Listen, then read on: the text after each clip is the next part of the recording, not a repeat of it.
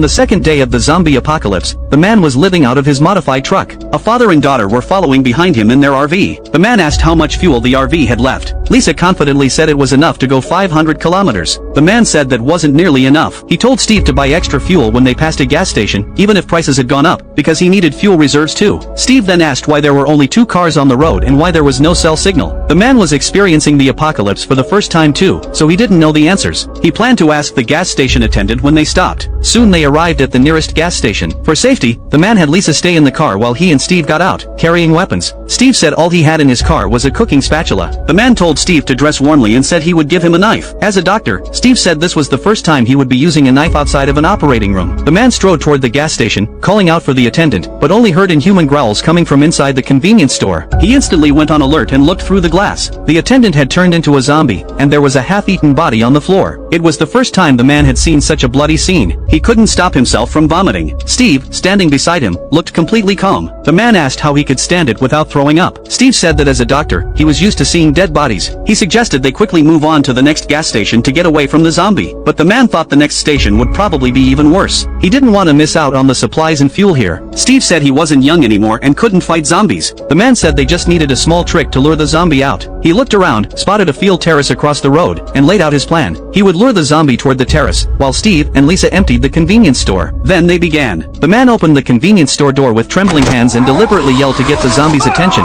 then ran hard toward the terrace. When the zombie fell down the terrace, the man climbed back up. The zombie ran faster than he had expected, but luckily he was in good shape. Satisfied that the zombie couldn't get back up, the man returned to the gas station. Steve was very worried about his safety. He hadn't expected the zombie to run so fast either. Now that the gas station was completely unmanaged, they could take whatever they needed. Steve felt uncomfortable about it. He looked up at the security cameras, worried that their actions would be considered robbery. The man couldn't help but laugh at him. The apocalypse had already started. No police were going to arrest them for what they did today. Lisa smiled and said their actions fell under emergency necessity, urging her father to hurry up. This was a rare opportunity for free shopping. Steve let it go and told Lisa to go get a large bag from the RV, since they couldn't carry much by hand. The man was surprised that Lisa wasn't afraid of seeing the dead body. Steve said she was also a doctor. The three quickly emptied the convenience store. After filling up their tanks, they also took several full fuel canisters. Once the cars couldn't fit another thing, they set off again. On the road, Steve couldn't help but chat with the man. He thought the supplies they had taken would last them several months. The man didn't get cocky. He knew the area well and remembered an abandoned coal yard up ahead where they could rest for the night. The two vehicles drove steadily down the highway, with stray zombies wandering along the roadside.